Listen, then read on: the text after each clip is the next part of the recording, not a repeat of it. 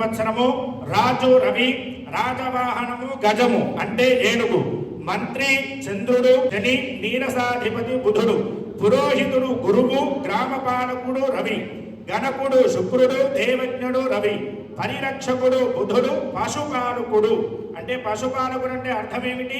పశువుల్ని పాలించేవాడు ఈ సంవత్సరము యముడు అయ్యాడు. యముడు అయ్యాడు కాబట్టి కొద్దిగా పాడి పంటలో సమృద్ధిగా ఉండడం కొద్దిగా కష్టకరంగానే ఉంది. తర్వాత స్థాన రక్షకుడు కూడా యముడు అయిపోయాడు. వర్షము 2 తుంగుల వర్షము అంటే 2 సార్లు వాన పడితే 3 సార్లు గాలి ఎక్కువగా ఉండేటువంటి పరిస్థితికి వచ్చింది ఈ సంవత్సరం. కాబట్టి ఈ సంవత్సరము రాశ్యాధిపతి అంటే మనకి రాశులు మొత్తం ఎన్ని రాశులు? 12 రాశులు. ఎన్ని రాశులు? 12 రాశులు. వాళ్ళ రాశులు ఎవరికైనా గుర్తున్నాయా లేకపోతే నక్షత్రం ప్రకారం చెప్పమంటారా? అయితే ఈ సంవత్సరము మేషరాశి వారికి 2 ఆదాయం 14 ఖర్చు, 5 రాజ్యపూజ్యము, 7 అవమానము. వృషభ రాశి వారికి 11 ఆదాయము, 5 ఖర్చు, 1 రాజ్యపూజ్యము, 3 అవమానము. మిథున రాశి వారికి 14 ఆదాయము, 2 ఖర్చు, 4 రాజ్యపూజ్యము, 3 అవమానము. కర్కాటక రాశి వారికి 8 ఆదాయము, 2 ఖర్చు, 7 రాజ్యపూజ్యము, 3 అవమానము.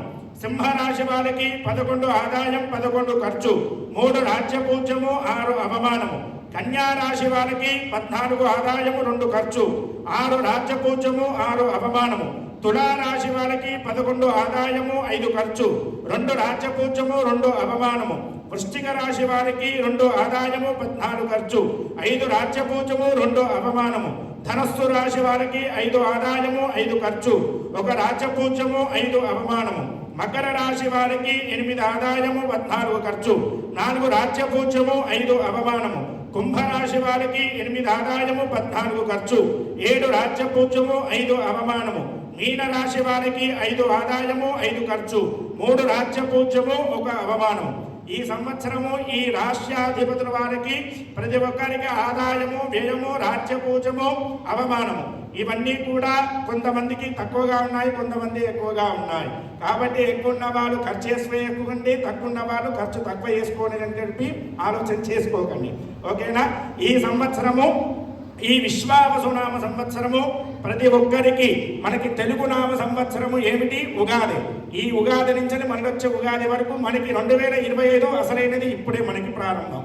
ఇంగ్లీష్ వారికి 2025 అనేది అప్పుడు, మనకి ఉగాది నామ సంవత్సరంలో విశ్వావసునామ సంవత్సరము మనకు ప్రత్యేకమైనటువంటి సంవత్సరం. కాబట్టి ప్రతి ఒక్కరు కూడా ఈ విశ్వావసునామ సంవత్సరంలో ప్రతి ఒక్కరూ తన కుటుంబంతో ఆనందంగా గడపాలని చెప్పి, ప్రతి ఒక్కరూ సహాయ సహకారాలు అందించుకోవాలని చెప్పి ప్రతి ఒక్కరిని కోరుకుంటూ సెలవు తీసుకుంటున్నాను. స్వస్తి. సహనా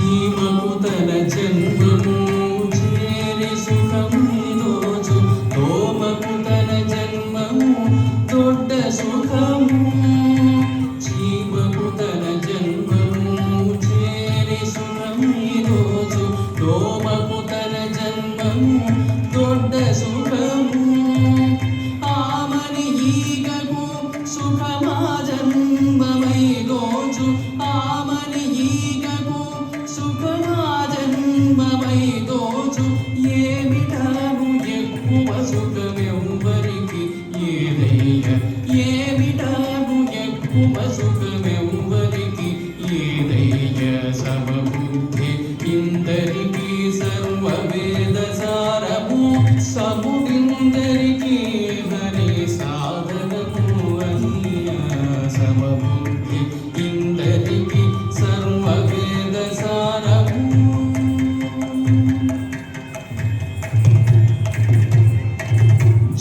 చందురాసులకు నెల్ల జననములు ఒక్కటే అంతటాను మరణములు అవి ఒక్కటే జంతురాసులకు నెల్ల జననములు ఒక్కటే అంతటాను మరణములు అవి ఒక్కటే శంతనాహార నిద్రలు శ్రీ సుఖాలు ఒక్కటే శంతనాహార నిద్రలు శ్రీ సుఖాలు ఒక్కటే ఇంతటాను ఎందుకంటే ఎవ్వరేమి గట్టిరయ్య ఇంతటాను ఎందుకంటే ఎవ్వరేమి గట్టిరయ్య సమబుద్ధి ఇందరికి సర్వవేద సారము సముడిందరికి హరి సాధనము అయ్య సమబుద్ధి ఇందరికి సర్వవేద సారము